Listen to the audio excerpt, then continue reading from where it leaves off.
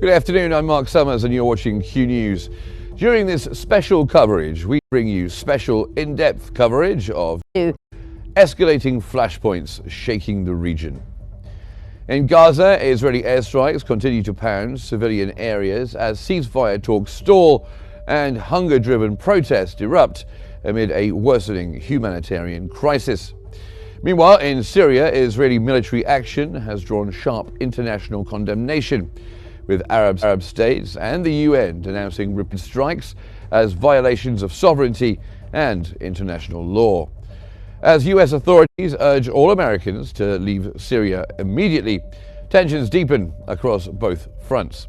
We break down the stakes, the diplomacy, and what lies ahead.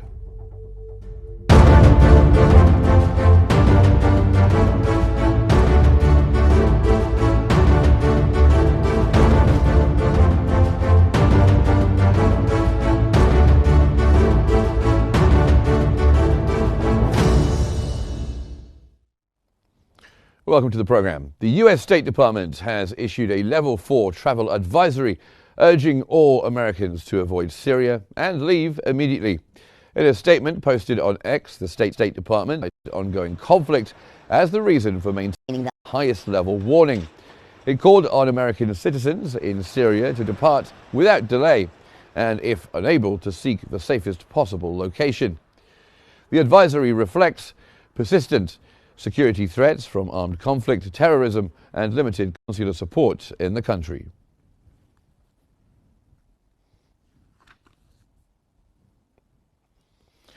Arab and regional foreign ministers have issued a joint statement condemning Israeli strikes on Syria and voicing support for its sovereignty. In a unified message, the foreign ministers of Egypt, Jordan, the UAE, Bahrain, Saudi Arabia, Iraq, Oman, Qatar, Kuwait, Lebanon, and Turkey reaffirmed their backing for Syria's unity and stability, while firmly rejecting foreign interference in its internal affairs.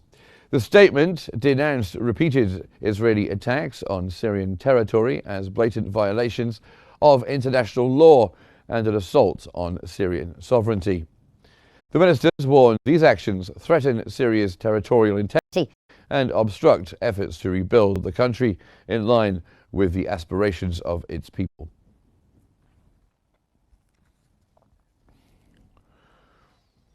Syria's envoy to the UN has condemned recent Israeli strikes as a blatant act of aggression and a violation of international law. Speaking at a UN Security Council session, Syria's representative rejected Israel's justification for its attacks, calling them part of a systematic policy aimed at destabilizing Syria. He said Israeli aggression had disrupted efforts by Syrian institutions to restore order in Sueda, where authorities had already begun addressing tensions. The envoy reaffirmed Syria's right to defend its sovereignty and urged the international community to hold Israel accountable for its repeated violations.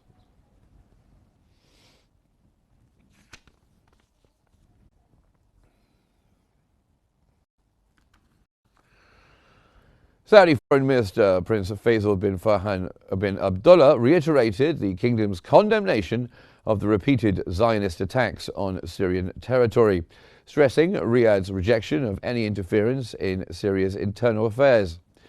He emphasized the importance of respecting Syria's independence and sovereignty and the urgent need to halt the occupation's assaults.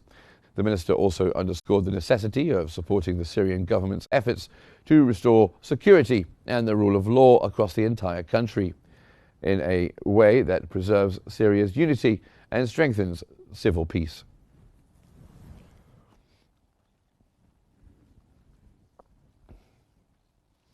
UN High Commissioner for Human Rights Volker Turk has called for a prompt investigation into the recent violence in southern Syria, which has resulted in the deaths of around 600 people. Turk stressed the urgent need to end the bloodshed and violence, emphasizing that the protection of all individuals must be the top priority. He called for independent, swift, and transparent investigations into all incidents of violence and for those responsible for the violations to be held accountable. Israel resumed and intensified its airstrikes on Syrian territory. in this respect. Israel has announced plans to send humanitarian aid to Sueda following the recent sectarian clashes that claimed numerous lives in the predominantly Druze province. According to the Israeli Foreign Ministry, the aid package is valued at 2 million shekels and includes food supplies and medical equipment. The ministry also noted that Israel had previously sent humanitarian assistance to the Druze community in Syria in March.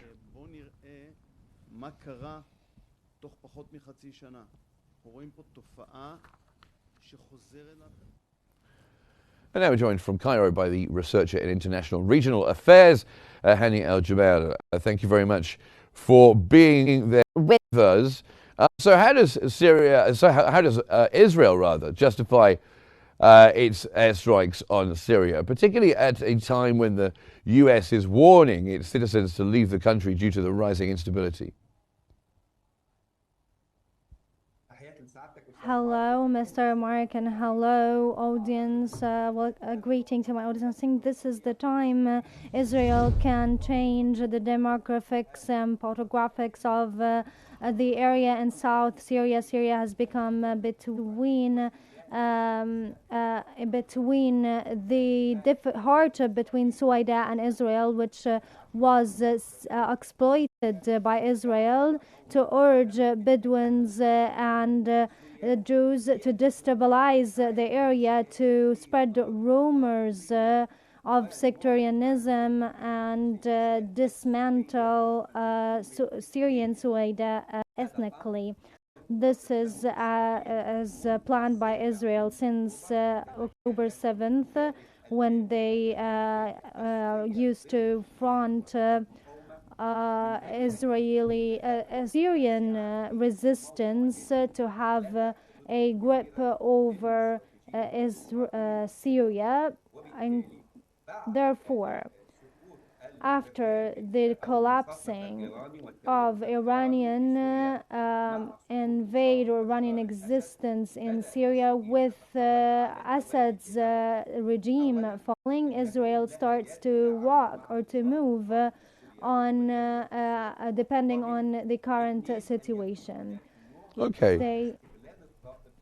They want to exploit the sectarianism in Syria to have more influence inside Syria and to eliminate the previous regime army. This is why Israel attacked weapons stores to dismantle this army. Therefore, the crisis, the conflict emerged between among the Bedouins, which is a gate for Israel to interfere in internal affairs of Syria, as it's considered they are marginalizing the minorities' needs. So there is still harmony between the Gahri's-led tribe with Israel, who rejected signing a truce between the Jews and the Syrian forces, but they found it an opportunity to plot against the tribes he sees radical, in order to defend themselves. This aligned Israel's policies, who provided $4.4 trillion of aid to them, and they also prevented any artilleries they provided artilleries to have a balance between Jews, between their power and Syrians' power. Israel would allow small Syrian troops after 48 hours from now. So we are in front of a warning explosion of destruction of Syria's forces are still not dominant yet on this area. So therefore there'll be clashes between the Jews and the Bedouin Arab tribes, which they are about 50,000 population,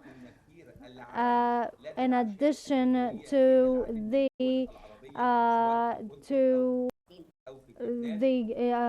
general calling. So therefore this area will turn to a bloodshed unless there is a vast movement of Syrian troops to de-escalate the tension and rule and spread the rule of law. Okay, well let me just jump in there because you've covered a lot of ground. I'd like to ask you, to what extent do you think that Israeli military operations in Syria are targeting Iranian proxies, and is this alongside the recent attacks near Druze communities in Suwaida? The Israeli attacks expected in this regard targets two paths. The first one is to embarrass the Syrian regime that until now they are not able to attack, to war, or to have a war with Israel. The second is to redeploy Israeli forces inside Syria, meaning that they lead to stop the extension of Turkish existences that rejected any Israeli intervention and support any Syrian regime and reiterating Syrian sovereignty. This new redeployment of strikes want to eliminate internal Syria and reiterating their willingness to extend in any area in Syria and targeting political and religious figures in Syria. And I think the threats made to Mr. Ahmed al-Shara during the last hours meant to launch a high language threat that he cannot make any steps unless after Israel's approval. So that will be a clash between Israel's troops and Syrian troops that do not yet have strategic tactics that can by which they can face a strong Israeli army. So they think it's a new plan to redeploy their positions and have a great influence on decision makers, whether politically or militarily, inside Syria. Therefore, Israel tries to have the upper hand on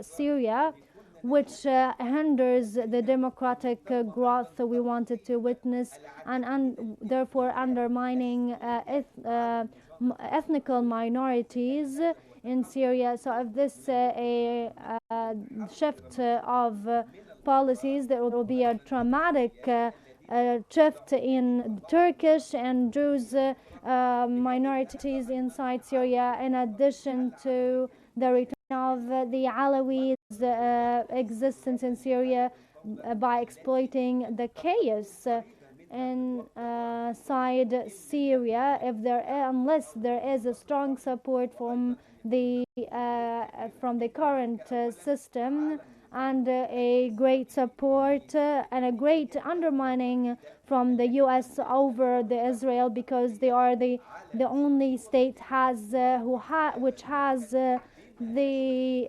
pressure cards, strong pressure cards on Israel. If there is no real shift to peace track,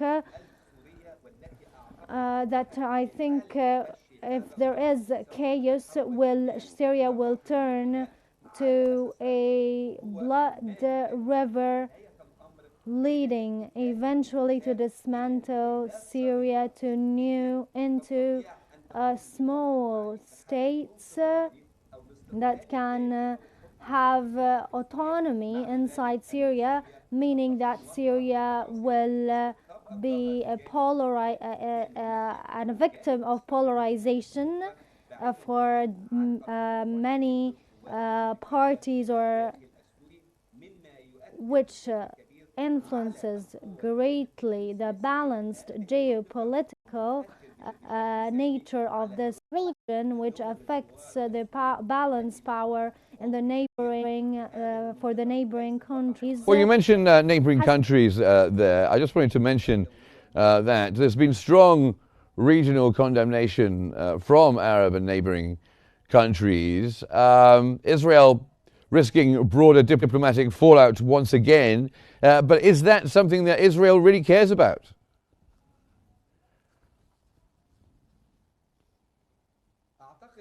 I think the Israelis' plan will not listen to any calls for regional power in neighboring countries. Netanyahu is always jumps with events ahead. If he faces many problems in Israel's internally, and he tries to avoid many problems with the religious and political powers, and put issues on the brink of collapse. He's trying by this to put Israel into a new journey by which he can silence opposing votes. So his attempts in interfering in Syrians internal affairs, and by invading Israel's army in a new widespread war influences this plan, and which in his point of view adds a new victory to his reign, which is the longest, as he says, which would extend the third decade of the Israeli reign, which will give him a victory over the Iranian extension, so he can try to exploit these victories he made in West Bank and Gaza to transfer the military operations to South Syria after what happened in South Lebanon, to have an opportunity to take after the pressure inside Israel, to gain more victories, to mobilize more support from Israel. This is what we witnessed, which is the increase of Netanyahu's support and his existence in Israel's Israeli streets that reach 60 or 65% of surveys.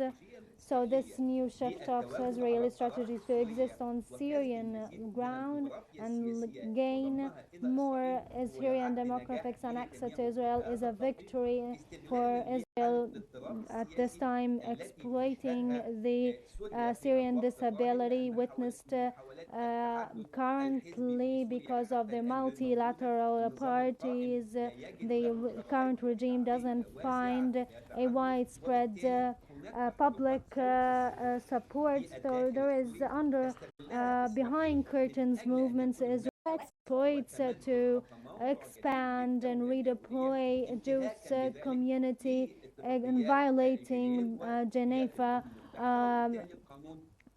conventions, international law that warns any country to violate the sovereignty of any neighboring countries, which Israel did under watch of international communities that until now they didn't move they didn't do anything. So they are trying to redeploy their armies and their existence inside Syria, fulfilling their private personal goals, unless there is a strong Syrian regime takes over the grip of issues and so on Syria, especially that Mr. Ahmad al-Shara is another face of radical groups, and they depicted it as ISIS, and coming out of this school, which who expresses an issue to Israel that is trying to eliminate these Israeli movements increases settlements and in other areas that they took over. That means that the political Israeli demographics will even expand and build new settlements that Israeli are prohibited to be in. So these military movements put the international agreements between Israel and Syria is almost inevitable, is almost impossible. So they need to make new agreements to gain more demographics for Israel. So therefore they can take over the situations with the agreements with the new system regime, or with the exploiting the chaos inside Syria.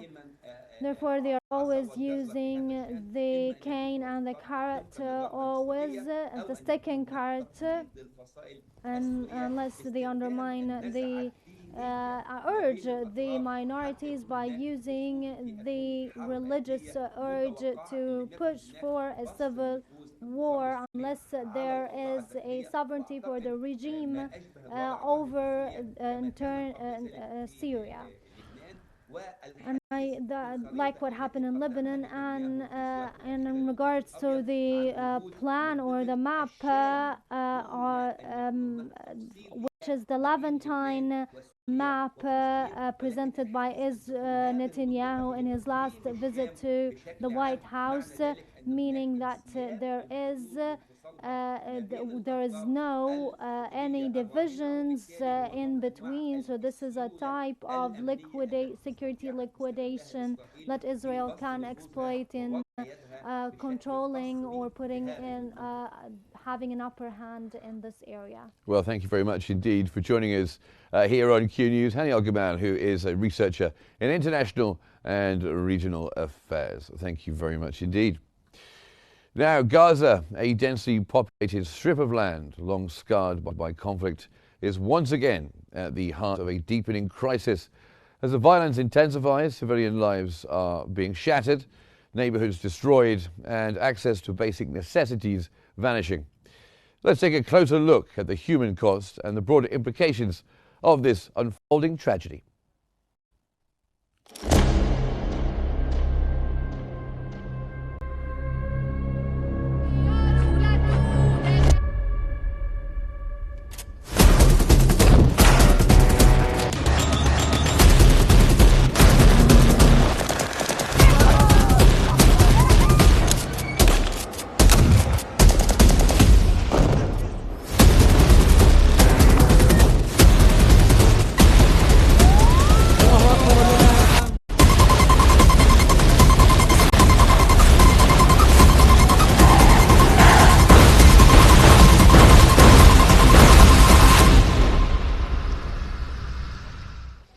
Now, Gaza's civil defense reported today that 14 people were killed in Israeli strikes across several areas of the war-ravaged Palestinian enclave.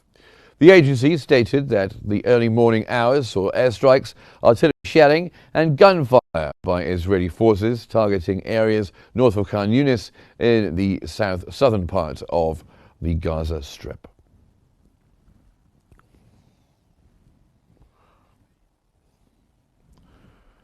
The European Commission has called for an immediate ceasefire in Gaza and an end to the suffering of civilians.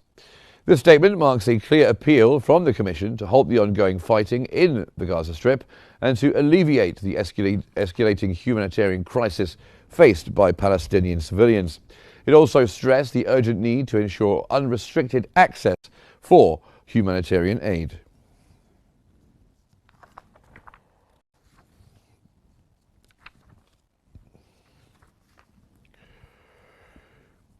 And our next guest is from Cairo and a journalist and a researcher, Iheb Omar. Thank you very much for being here with us. What would you say are the main obstacles preventing the enforcement of ceasefire? And this is despite the international pressure and, of course, this new call for an immediate ceasefire by the European Commission.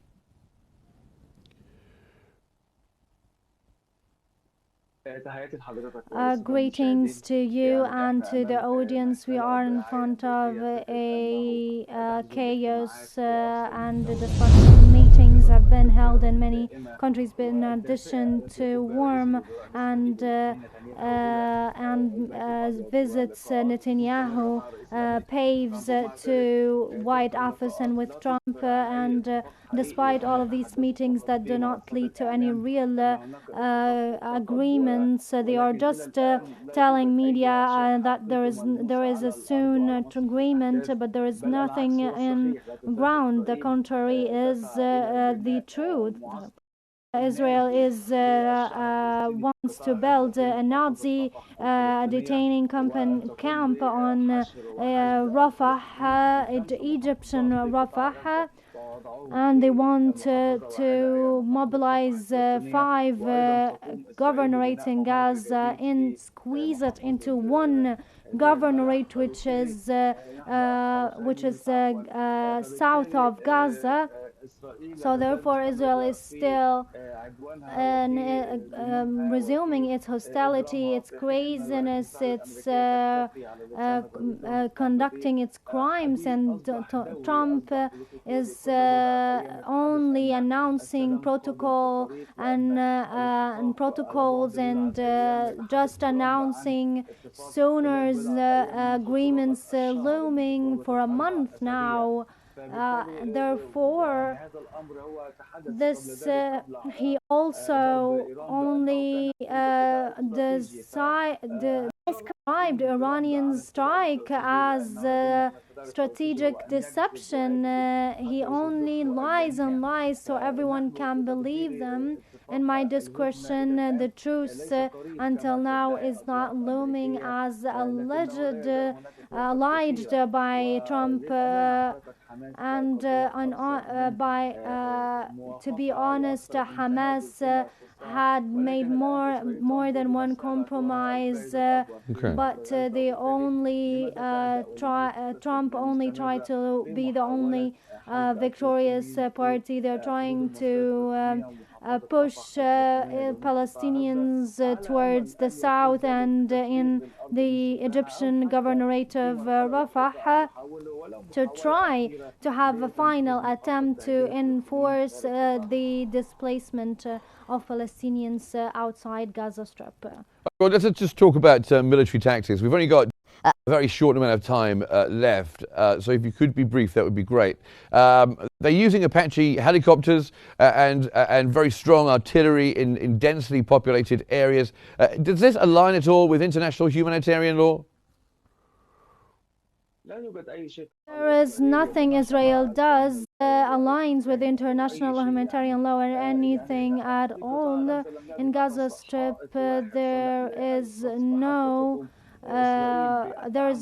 inhabitable place. There is the military authority and political wing of Hamas has been almost eliminated, and Hamas has been divided across Gaza Strip. So why Israel is using strong heavy artilleries and helicopters unless it's targeting for Palestinian people in order to turn their lives to hell inside Gaza and liquidate Gaza, eliminate it to be easy for the US and Israel to allegedly assume that it is an inhabitable area and it's better for Palestinians to leave their lands in order to rebuild and reconstruct it one more time, not for Palestinians even, but for the interest of Trump project, which is called the New Middle East. We've just been given an extra couple of minutes, so that's just for this question. What role can Egypt and Qatar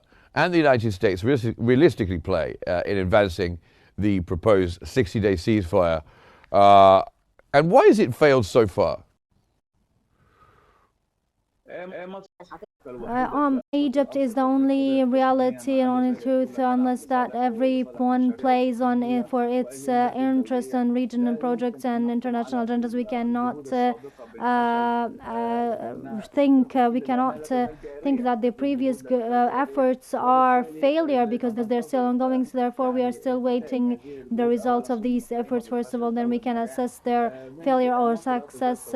Egypt is still exerting regional efforts in order to reach ceasefire, and these Egyptian efforts, regardless of anyone, will reach ceasefire for 60 days ceasefire. The second day of truce, Egypt will start international conference to rebuild Gaza without displacement, and when the third day will be a conference with other countries to announce the sovereignty of Palestinians. And of course, it's an ongoing nightmare in Gaza. This Israeli blockade is continuing to affect the availability and the pricing of basic goods, isn't it?